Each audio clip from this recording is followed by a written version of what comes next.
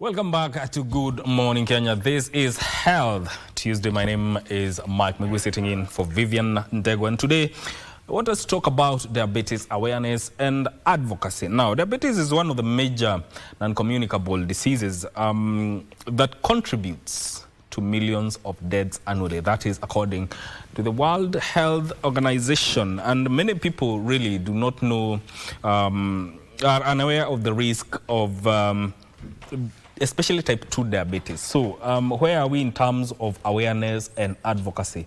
In studio, I'm joined by Dr. Kitinda Acharya, from the who is the National Chair Diabetes Kenya and also a consultant physician and endocrinologist at MP Shah Hospital. Welcome to Good Morning Kenya. Thank you, Mike. Good morning. Morning to you. And we later on we shall be joined by just Mwenda Kajuju, who is the founder of Dia Hope Africa and a young diabetes advocate.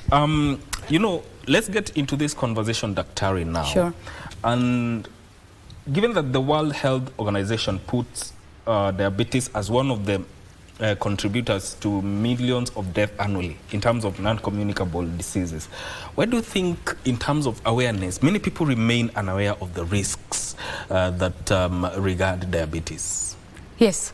Thank you for having me today. Karibu. Yes, diabetes is like, you know, the iceberg. So what people know is like the tip of the iceberg. So by the time they see it, it's too late. They've hit and the ship sinks. Type 2 diabetes especially, 50% of people don't know that they have type 2 diabetes. There are no signs and symptoms. And of the 50% who know, they're not well controlled. So by the time they find out they have a complication which can be life-threatening, it's too late. You're trying to close the door of the stable and the horse has already escaped. It's bolted.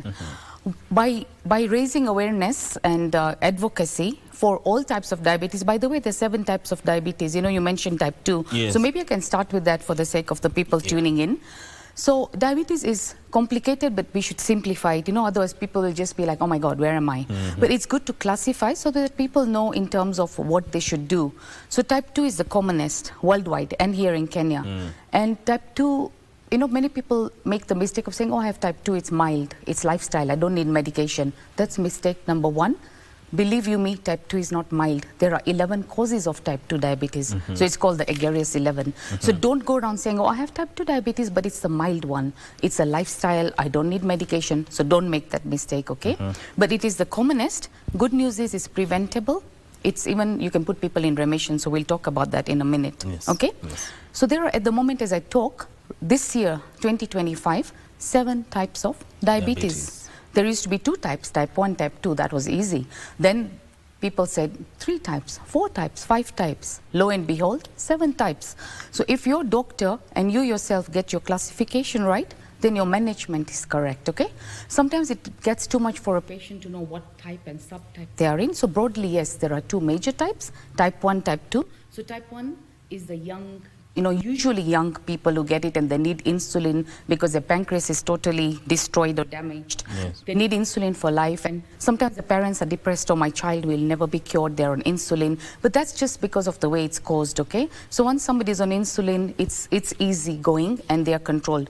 Type 2, 80 to 90% of people in the world have type 2. That's what most of the Kenyans have, and I will be talking about that in a minute, okay, because of advocacy and prevention programs. There are other types of diabetes. When a woman is pregnant and she gets diabetes, it's called gestational diabetes.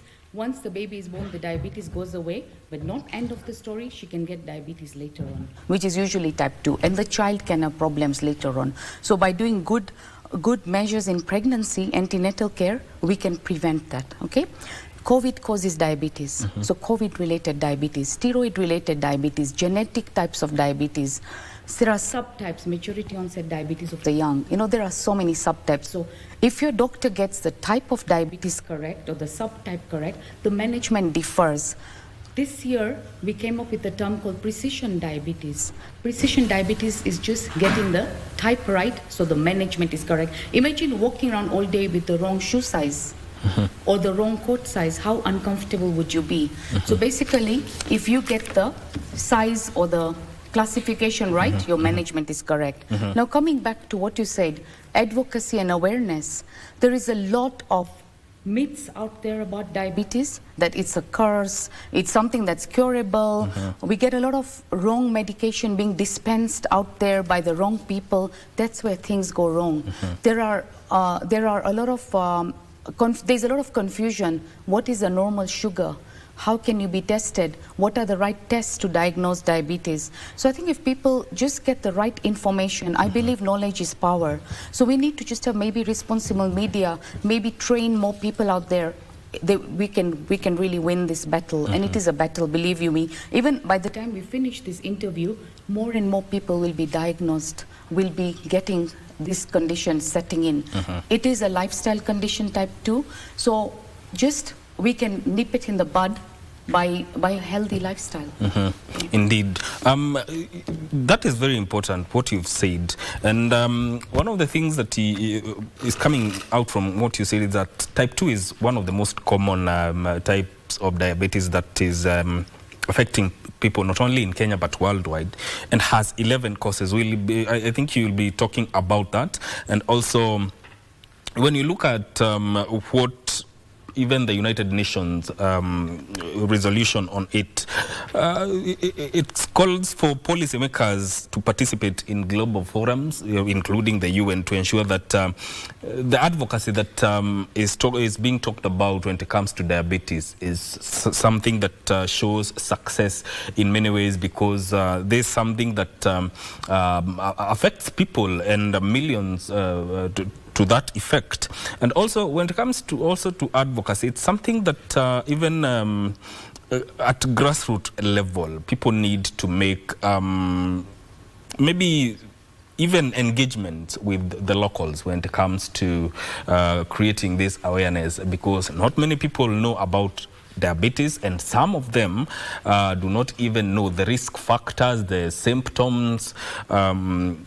So engaging community in as far as this awareness and advocacy is concerned is very important. Now, regarding the question of type 2 diabetes, you said it's common. It has 11 causes. Maybe you can talk about those causes first. So basically, that's pathophysiology of type 2 diabetes. So it is a lifestyle condition. So of course, genetics plays a role, but your lifestyle, being sedentary, the chair is your enemy, so you need to be walking. But those are the broad causes. But when you look at the human body, so when I said 11 causes, that's deep inside your body. Yes. So it's, when you look at the pancreas, there's already 2 causes. So there's reduced insulin production by the beta cells, increased glucagon by the alpha cells. So that's what the lectures we give medical students.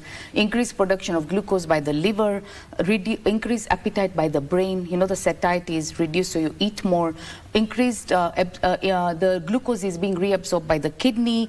Then there is increased inflammation in the body, increased production of glucose by the fat cells. So that's what I mean by the 11 causes. It's a very molecular level. So that's all this is happening in your body 24/7. So even as you sleep, your liver is producing more sugar. Your fat cells are breaking down the fat to produce glucose. Your brain is the satiety center, in the hypothalamus. You have this appetite. People with type 2 diabetes will say they're hungry, they want to eat more. Yes. So that's what I meant by the 11 causes. So and then in the, now there is even a link with your gut.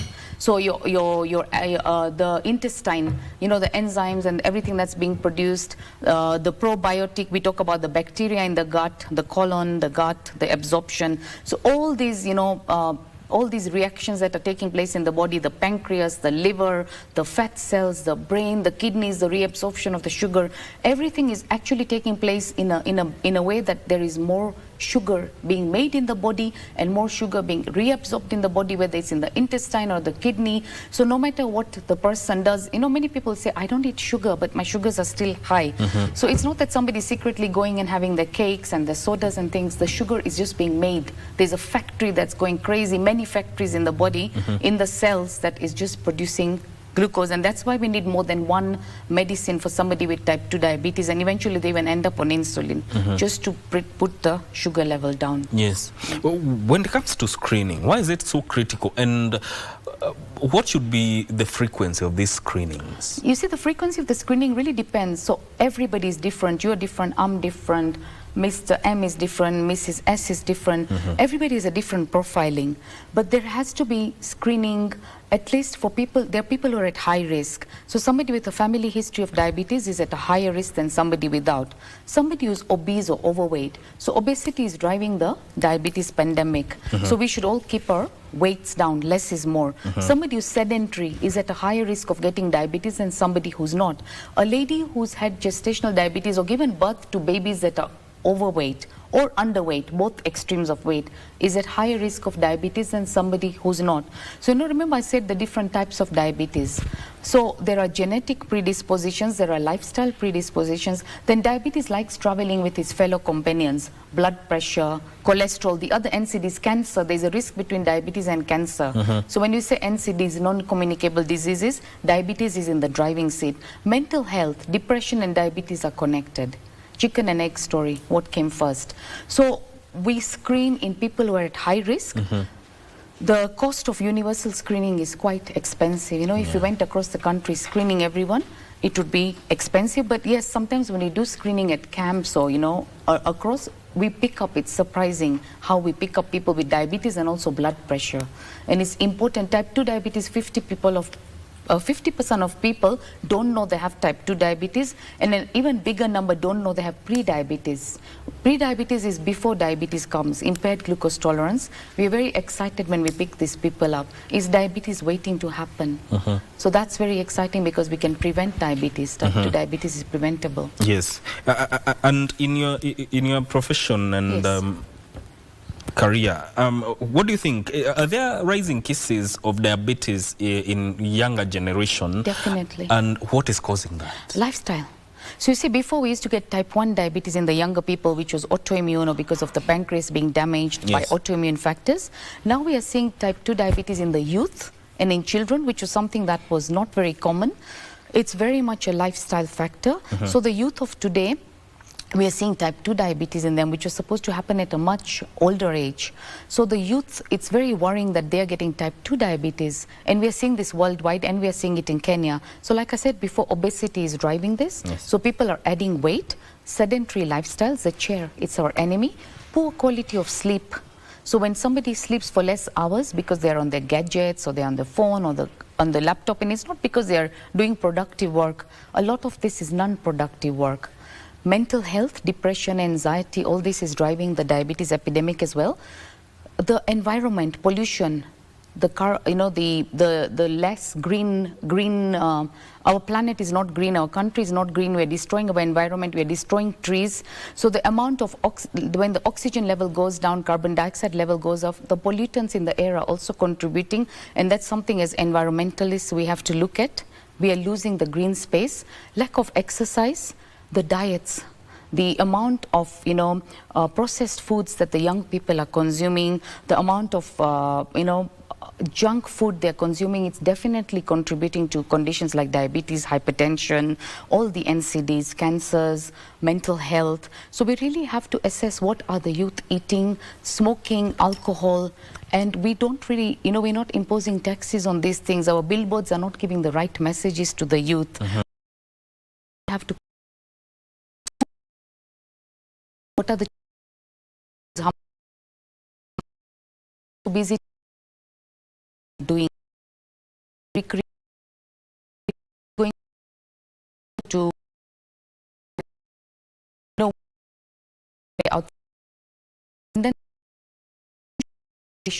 is diseases. The family units are breaking down, people are eating food on trays, they're playing with their gadgets, they're going from one screen to another. We are leading artificial intelligence lives, sadly. And all that is communicating to medical conditions. From what you've said, it seems like this is not a one-sided approach when it comes to advocacy. It calls for everyone to be on board. Including society. Yeah, our social norms are changing, sadly. Yeah. What about the people in the grassroots now? Who plays that role of making sure that this awareness reaches to them and they know if this happens, we are going to drive the numbers up when it comes to diabetes? I think it starts with personal responsibility. We can't start pointing fingers, oh, it's the government, it's the church, it's the, you know, really faith-based organization, it's so and so. It starts with personal responsibility. So first it starts with you. Every person should wake up and say, hey, what changes can I bring to my health? It starts with you. So if you look at yourself and say, in a day, how much am I doing that's good for me? What are my risk factors? Profile yourself. Then after yourself, look at your immediate family. Look at the people you care for, your friends, you know, your people in your workplace. Yes. We spend more hours at work than we do at home. You know, this year the World Diabetes theme, nationally and worldwide, it's wellness at work. Wellness is very wide. Wellness is not just physical wellness, it's emotional wellness, mental wellness, psychological wellness, economic wellness. You can't look after your health if your pocket can't afford it. And then work is very fluid. Work is not just your office space. Many of us work from home. After COVID, it taught us to do online teleconsultations, we work with our laptops, we take our work home. Women, homemakers, they're also working. The people Ushago are going to the farms. They're working. They're running our country. So, you know, when people say work, we are not excluding the people who are working out there, urban, rural Kenya. We are not excluding the homemakers working very hard to put food on the table for our children. The children who are studying, who go to school, who go to universities, they are still working for a better future. So if we take personal responsibility, number one, it starts with the individual. Number two, the family. Number three, the community. Number four, the nation. So we should stop finger pointing that it's Ministry of Health, it's government, it's your, we do first of all individual responsibility, then little nuclear units, and then we can go wider. So I think if there was that little bit of sense of belonging, we will achieve a lot more. Yes. In your line of work, Sure. do you encounter stigma or misconceptions surrounding diabetes? I do. Especially amongst patients and families. I do. I get a lot of stigma, especially with the people. You know, I look after type 1 diabetes, type 2, all types. Type 1 diabetes, especially the girls, they are really stigmatized. When it comes to things like marriage, there's a lot of stigma, especially around certain communities, when it comes to getting a suitable match for somebody with type 1 diabetes. Many communities feel the girl will get children with type 1 diabetes, which is a total, it's just, I don't want to use the word bullshit, but that's what it is. It's not fair. So the people with diabetes are really stigmatized. There is discrimination at work. They don't get the same employment opportunities. Like, for example, if somebody is trying to get the job of a driver, they'll be told that they won't get the job. Pilots, somebody's piloting license is taken away. But with CGMs and everything, the monitoring, it's quite safe because the hypos and the hypers, the balancing. And then again, that brings me to another thing. The cost of the strips, the cost of insulin, all that is so high that it becomes a daunting task for somebody living with diabetes to get the best management. And that is what, when advocacy comes in, we as the doctors, we as the advocates, we as the leaders of organizations, we are fighting so that there's equity. Somebody living in Isiolo, or somebody living in Wajir, somebody living in Lamu, somebody who comes from a resource-limited settings, a child living with type 1 diabetes in the slums should get the same level of care as somebody going to a level 5 hospital, a top hospital, in terms of whether it's the insulin, whether it's their medication, whatever it is. We should provide equity of care to anybody who is living with any type of diabetes in this country. And that's what we're advocating for. And also, why is it that most of the time people become proactive when they discover they have a certain type of diabetes? Well, I'm glad they become proactive, because it's very important they have the knowledge, they have the power, and they know about their diabetes. I always tell my patients also to involve everybody around them. The patient is at the center of that wheel of care, but it's also always important for that person not to hide their condition. So I tell them, if it's somebody who has a partner or a future partner, they should tell them, not hide it. They should tell their employer. Okay? If it's a child in a school, they should tell the other people in that school environment. There are times we have had to fight for children who have been expelled from their school because of having type 1 diabetes. Can you imagine the psychological harm that has done to the child? Because they've been removed from their friends for a condition that they didn't want, the condition that has already come with having to inject 4 times a day, and then they're told they can no longer go to their school and be with their friends because they have that condition. So in such a condition, we've had to educate and empower the teachers there, the school nurse, that look, this is not something a taboo, and you need to walk with that person who's having that condition rather than punish them for it. But being proactive is a good thing. The parents, the family members, everybody has to be empowered and educated, and that is why we now have diabetes nurse educators in this country. We have nutritionists, we have podiatrists. It's not just the doctors. We have support groups that are there, patient support groups. We do workshops for them. So it's really good. The ministry is really also taking a lot of initiative and action. We have our diabetes guidelines that were launched. We are one of the first African countries outside of South Africa to have our diabetes strategy and guidelines. We also have our NCD guidelines. So when it comes to a country, I think we have a lot of support systems. The only issue is maybe in Nairobi people know where to get these from, but outside of Nairobi people may not know how to access them. A lot of them are available on soft copy as well. But I think still there is work to be done, so we just need to know where people can go and access some of this. What remains to be done is a lot of this material is available we need to make it available maybe more and more in the vernaculars, and make it available where people can access and have more support groups set up. There are patient support groups. People living with type 1 the younger have their own support groups, but for elderly, maybe we need to have now more, we need to split it up into more, like the vulnerable, the elderly, people in pregnancy. We need to split the support groups according to the profiles of the patients. But I think in the last 10 years, 15 years, we have actually made a lot of headway. We've also done online training during COVID, Diabetes Kenya and Kenya Diabetes Study Group and the IDF study group. We have trained over 2,000 doctors and clinical officers online. Yes. We've also done CGM training, which is ongoing right now online. So all this training is happening with all the various institutions. We have made there is a lot that has happened, but that doesn't mean we sit back and relax. I think we need to set the bar higher and higher because the cases are just increasing. So for every person that out there, who is being newly diagnosed, we need to give them hope. I think the best gift we can give to anybody who's getting a new diagnosis, empower them and give them hope. And sometimes when a patient is newly diagnosed, I find more than the patient, the family members feel very devastated. Especially when it comes to something like insulin injections, they feel very scared of the needle. They feel very scared of a lifelong condition. If somebody gets, for example, pneumonia or malaria, I'm not saying they're not serious, but then once you finish with the course of the, 5-day course of an antibiotic, it's over. And they're better and it's over. But with diabetes, it's lifelong. And then there is multiple, you need the gadgets for monitoring the sugar. You need multiple medication. You need to see more than one doctor, frequent visits. So they need to plan, and there is so much involved. There's psychological issues involved.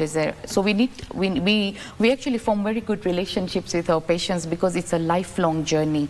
So they actually become like family members.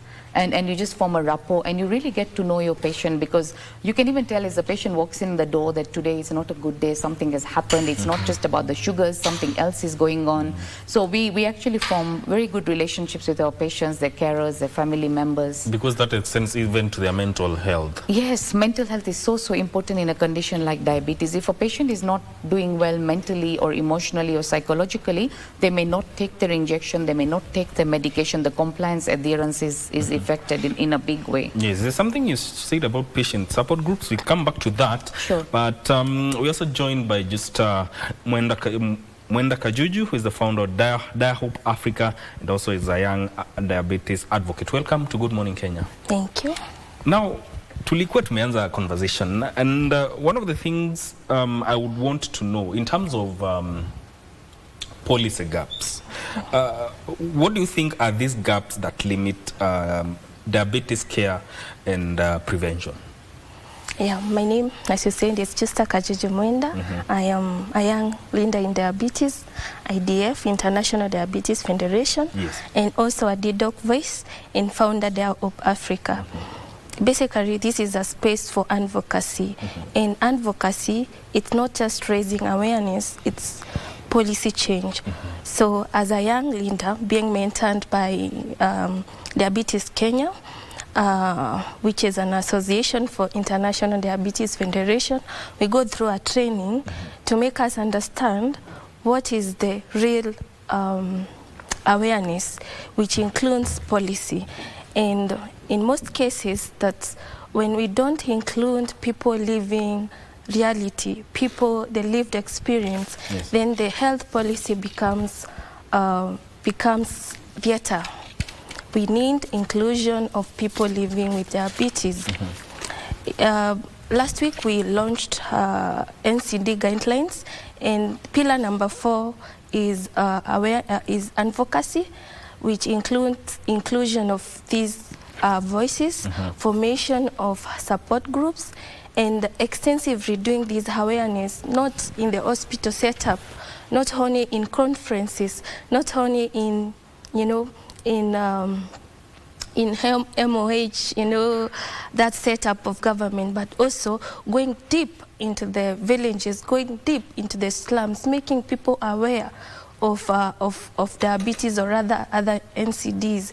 So as a lived experience, there is a need for inclusion, there is a need for participation of the lived experience and the society at large, so that we are able to handle the whole bit of it, like not only the curative but also prevention. So there is a big gap in advocacy, in awareness, and we need that inclusion. That's nothing for us without us. Most of people will not understand what it is living with the condition. Pricking yourself 6 times. Sometimes you don't have insulin. So it's about inclusion. It's about the partnership and collaboration of all these stakeholders, the government, the NGOs, you know, and lived experiences in the society. I think that can bring a really lasting impact and solution. Yes. When you look at access to insulin and essential diabetes supplies, what do you think needs to be done so that there is equity in the access of these things? In terms of accessibility, is a big problem, and it's the main cause of complications, which means if I'm not able to access insulin, it means I am at a high risk of complications. Most of people fear after they're being diagnosed, they fear, you know, the costs of getting these medications. For instance, insulin for type 1s and also type 2s. Nowadays, they're using insulin. They have insulin resistance, so generally the diabetes, persons living with diabetes, accessibility is a big challenge. Insulin is very expensive, and I feel government should, you know, put subsidies on it. And looking at the amount of money that is put, for instance, in Kenya, that's put for health sector, it's only 5%. You can imagine 5%. For a person living with diabetes, for instance, they need to use around 20,000, 30,000 a month. And that does not include mental wellness, which is also a big impact because of stigma.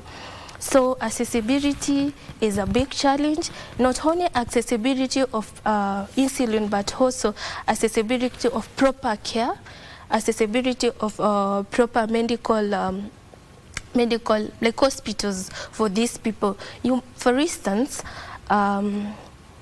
in level 1, 2, and 3, we don't have special clinics. We find them in level 4, or rather level 4, it's just by what? Level 5 and 6 in Kenya. That is where we get specialists like Daktari. What happens to those people who are in the village? Because we normally find level 1, 2, and 3. They are handled by nurses. By the time you understand the the condition has progressed, you are in deep trouble.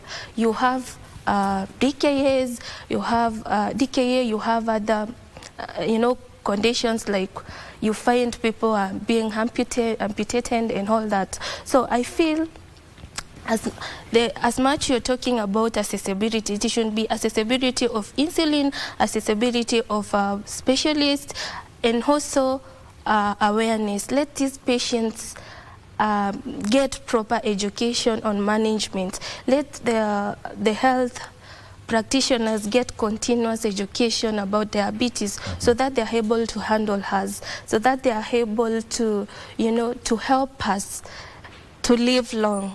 We live in hope, and the more we manage the condition, the more we are able to live long. Yes. So, okay, continue. So there is a need for accessibility of insulin, and also accessibility, and also let them provide this medication. For instance, I might go to level 1 or 2 or 3 hospital. I'm given Mextant, for instance, and then I go to another private hospital or a referral hospital. I'm given another medication. So there's a disconnect in terms of accessibility, and also those protocols that are meant to be followed for chronic diseases. Yes. Yeah. And the breakdown of information in terms of your medical history when it comes to going from one hospital to the other and be given different medicines. I would love to really comment on that. Go ahead. You can imagine maybe you're working in Nairobi right now.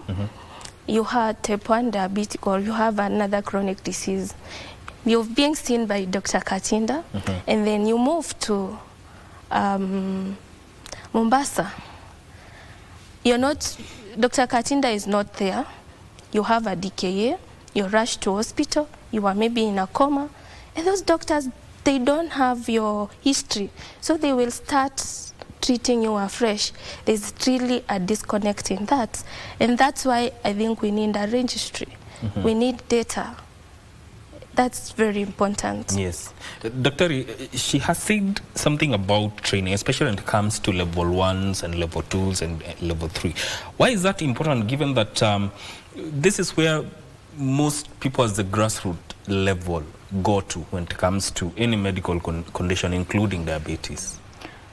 You see, the trainings have been offered, they've been there. I've been part of those trainings, and they're free, by the way. A lot of them are online, because physically to go train is very expensive. You need to accommodate people to come for trainings. You need to take them away from their workstations, and then they need to be replaced by people. So we have been doing when I say we, I mean Diabetes Kenya, the ministry, IDF school study group.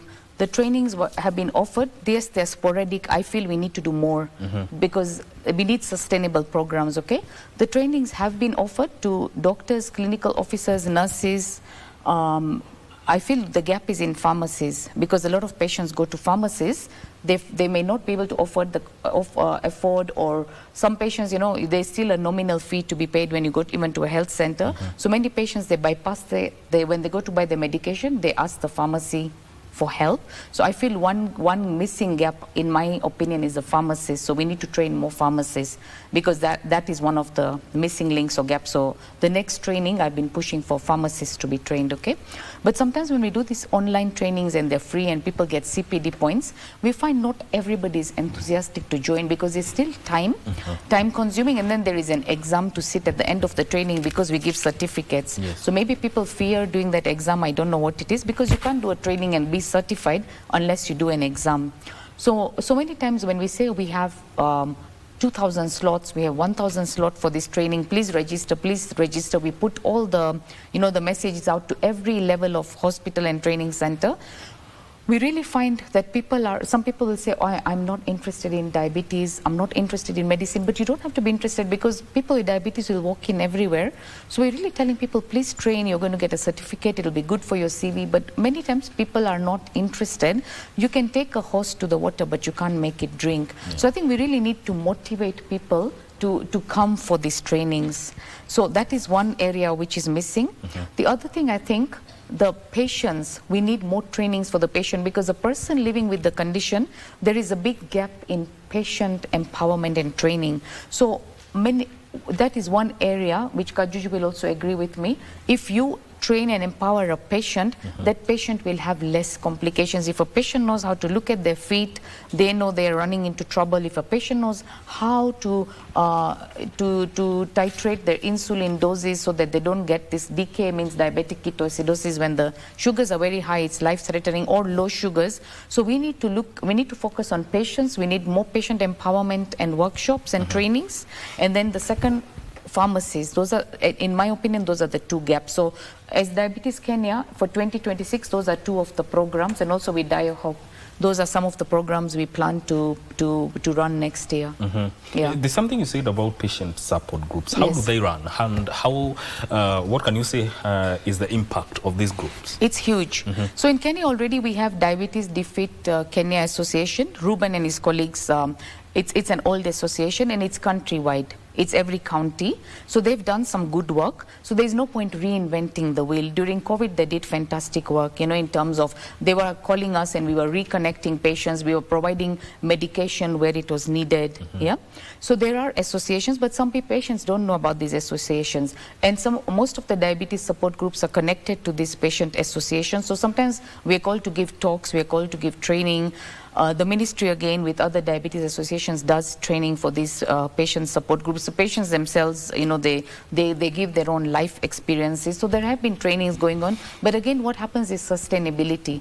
People start with a lot of gusto, and then, they burn out. So then the training needs to go on and be sustainable, okay?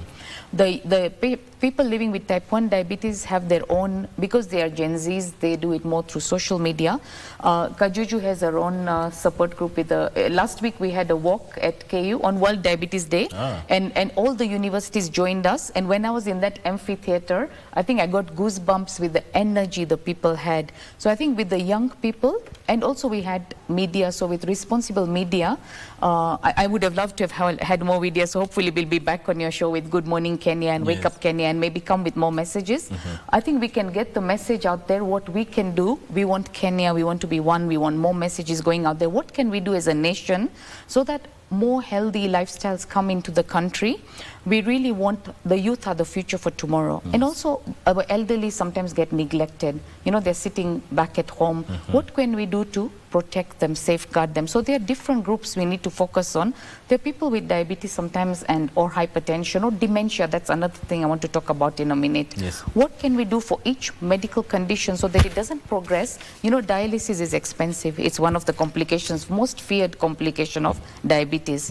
Amputation, she talked about. People really, culturally, really fear losing a limb, and also economically, going to work, doing things. Low sugars, those are some of the biggest fears people have with diabetes. And dementia. Dementia and diabetes are very connected. And to me personally, it's very, very close. My mother had diabetes and dementia. I lost her. But before she passed on to another world, we had started losing her. We were grieving her while she was alive. Because when a person with diabetes gets dementia, you start losing them while they're still there. You're losing pieces of them, and you start grieving them while they're still alive. Because one day they know you, and the next day they don't know you. So you're losing the person while they're still alive. And it's a very common complication of diabetes. Okay? So these are all complications, and somebody with diabetes really fears them. What if I lose my leg? What if I lose my memory? What if I go into a coma because of high sugar or low sugar? She knows. She's living with the condition. These are fears that are there, and as their doctors, you have to really allay those fears. And as I have a personal responsibility to all my many thousands of patients to make sure they never get any complication. So if I am to make sure they don't have high sugar, low sugar, they don't go in a coma, they don't lose a leg, they don't lose their kidneys, they don't get a heart attack, they don't get a stroke, they don't get any of those conditions, what can I do? I have to control the sugars, I have to control their blood pressure, their cholesterol, their weight. Girls with diabetes get polycystic ovarian syndrome, whether it's type 1 diabetes or type 2. That can affect the fertility. They can have miscarriages, they can get depression. What can I do to detect it, and what can I do to control it? There's so many dimensions. They get other hormone issues, thyroid. If I don't do my detective work, if I don't ask them the questions, if I don't do the tests, which cost something, if I don't put them on the right treatment, which costs something, so they have to budget for all this, if I don't maybe tell them get an insurance for a rainy day, again, we need the insurances working with us so that they don't discriminate against somebody with diabetes and give them a higher, premium to pay. We really need partnerships in this country, okay? So there is a lot that we can do at the beginning, and type 2 diabetes, like I told you, is preventable. Yes. So if we give the messages out to our country as a whole, the prevalence incidence of type 2 diabetes in our country is going up. Every year it's going up. It's going up in rural Kenya and urban Kenya. It's going up in younger age groups. Why is this? What can we do? There are things we can do. So let's put the message out there that we can do something to stop this. Why are we waiting why are we inviting something bad? Because of just being, don't care, I don't want to know. Indeed. Yeah. What do you think is the role of the civil society, patient groups, in as far as shaping diabetes policies, national diabetes policies is concerned? Data is a key thing, and right now I cannot say we have data for diabetes, or rather for most of NCDs. And policy, it is a lasting impact. That means the need of partnership collaborations and also inventions, including technology, to bring a system of which we have enough data, and also come up with policies that impact the whole health system. For instance, we couldn't categorize diabetes at its own. And then with that, I feel it can be able to be handled differently. For instance, table a motion in the parliament. They let the civil society analyze and, come up with recommendations. Let the MOH come with the structures, and let the people with lived experience, let them come up with grassroots support groups, and then let's push a policy on categorizing diabetes as its own. Why? We have emergencies, for instance, DKA. I might have a DKA here, and you guys might think that DKA, what is DKA? Diabetes ketoacidosis, complications, mostly because of lack of proper management, which basically it's instigated by not using insulin the right way, management, follow-up and all that, even food. So if we can have subsidized insulin, we prevent a lot of complication, because if I can get insulin, I'm able to buy myself a food. I'm able, to provide for my family, for instance. I'm able to, even empower myself. So apart from subsidizing on insulin, we need mental health support. We also need rather psychological support. This includes, for instance, I'm amputated. The government will take me to be disabled. Yes. I'll get all the disability package, but with diabetes, type 1 especially, I need to use insulin since I'm diagnosed until I die, until a medication is found. What does that mean? It means somewhere I might get complication, and the main cause is lack of insulin or proper care. So if the government invested on my management, then there are less cases of complications. So I feel in terms of policy, they should include us. I mean, inclusivity is a key thing. And having that conversation going on from the civil society, from the medics, from everyone from the society, it will bring a lasting solution to everyone. Yeah. From the advocacy that has been there, and given the events that have been there in terms of making diabetes awareness and advocacy known to people, can you say it's taking root? And in terms of demographic, How are the younger generation taking it? That's a really good question. That most of things, when you do things the same way, then you don't expect the same results. My main purpose for inclusion is that there's technology that was not there like 20 years ago. Yes. As young people, we've grown through technology, and we couldn't talk of things like CGM, insulin pump and all that. We find them on our phones every day. We try to see sometimes if there is a possible medication.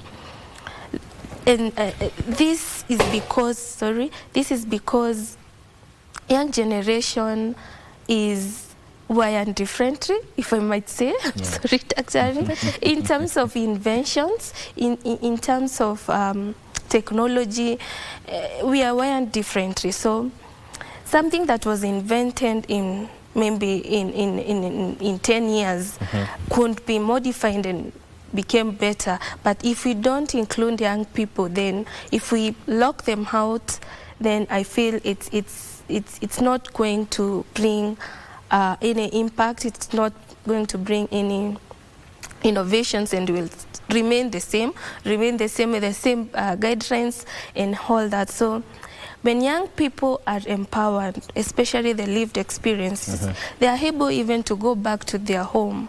They are able to go and take care of their parents, of the society. They are not, young people, Gen Zs are not shy of speaking out. They will, for instance, we had a walk in KU, 2,000 young people. To my surprise, no one from MOH came. And that's the inclusion we are talking about. There was another one in AMREF. We had a support group of young people. They were all complaining they were not given a chance to speak. But a simple thing, like we had a standing ovation for students living with diabetes. They were all emotional, they felt seen. And that's patient empowerment. And I see Kajuju is living with diabetes, Omondi is living with diabetes, Wanjiko is living with diabetes. She's doing well, she's doing a master's, she's a doctor, she's an engineer, and it brings that empowerment. So we start from, young people and also include everyone. So advocacy is key, and it also makes the work easy, because now when you learn about self-management and all these, then we build a very strong society and also live long. All right. I want to give you each a minute to just give that message that you think many people may not have regarding diabetes. And I'll start with you, Dr. I think any Kenyan out there living with any type of diabetes, type 1, type 2, miscellaneous, like I said, the other types, you need hope, okay? And you need, if you feel you don't have the right, empowerment, you don't have the right information that you need, the information is out there. Please get it from your doctor, get it from your healthcare practitioner. Make sure that you go regularly for checkups, know your sugar, know your blood pressure, know your cholesterol. Make sure that there is no reason that you should be getting a complication, and don't live in fear. Don't live in fear of any complication. There is no need for you to get any complication. There is, feel well. This is the year of wellness. That's our theme. Wellness is physical, mental, emotional, psychological, financial. Empower yourself, take care of yourself, and good morning and good health. And we are together, pamoja. Okay. Yeah. I would like to say that advocacy is a collective thing. It includes all the stakeholders. And for the young people living, or rather people living with diabetes, we should really take care of ourselves. For instance, I say I have diabetes, but I have my life. I need to push my dreams and everything. So you should not let it limit you.